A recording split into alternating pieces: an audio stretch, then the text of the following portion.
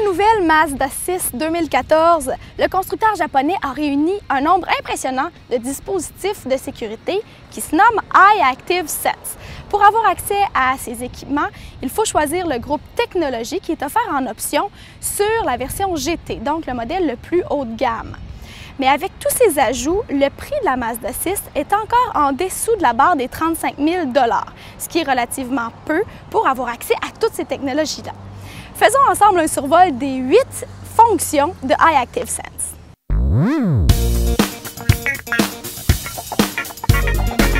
Le système d'éclairage adaptatif prend tout son sens sur les routes sinueuses parce que les phares avant peuvent se déplacer jusqu'à 15 degrés dans la direction de la prochaine courbe, ce qui permet une meilleure vision et évidemment favorise la sécurité.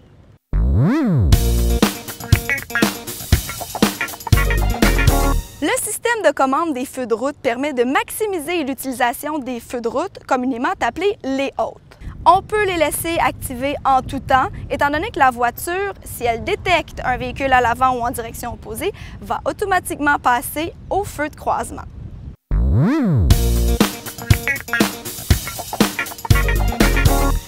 La surveillance de l'angle mort est offerte de série sur toutes les Mazda 6. Des capteurs sont installés tout autour du véhicule et si une voiture se trouve dans un axe un peu moins visible, eh bien un témoin lumineux va apparaître dans l'un ou l'autre des miroirs latéraux. Si toutefois vous activez votre clignotant pour signaler un changement de voie et que cette lumière est allumée, eh bien un signal sonore sera émis.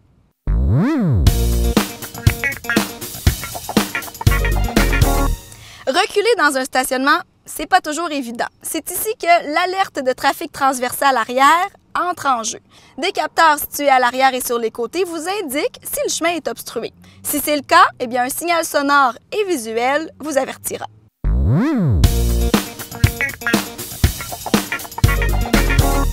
Le système d'avertissement de sortie de voie sur la Mazda 6, eh bien, c'est un signal sonore et un icône dans le tableau de bord qui nous alerte d'une sortie de voie involontaire.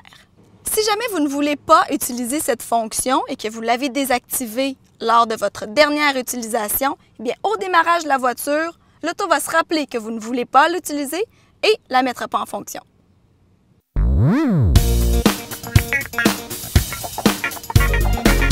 Ce qui est bien utile dans la circulation, c'est le régulateur de vitesse à capteur radar.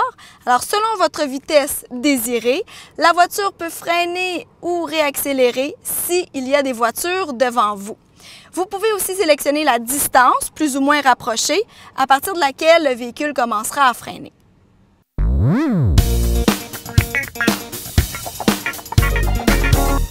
Je vous avertis, ça prend du courage pour essayer le système intelligent d'aide au freinage en ville.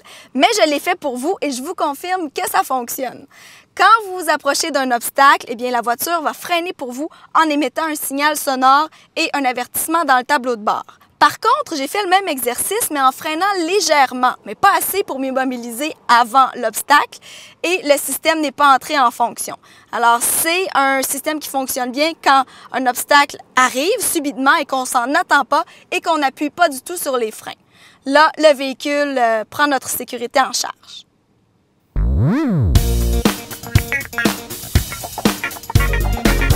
Le système d'avertissement d'obstruction frontale entre en fonction si un véhicule est jugé trop près. Donc, un signal sonore et un message dans le tableau de bord vont apparaître, ce qui donne le temps de réagir assez rapidement pour éviter une collision.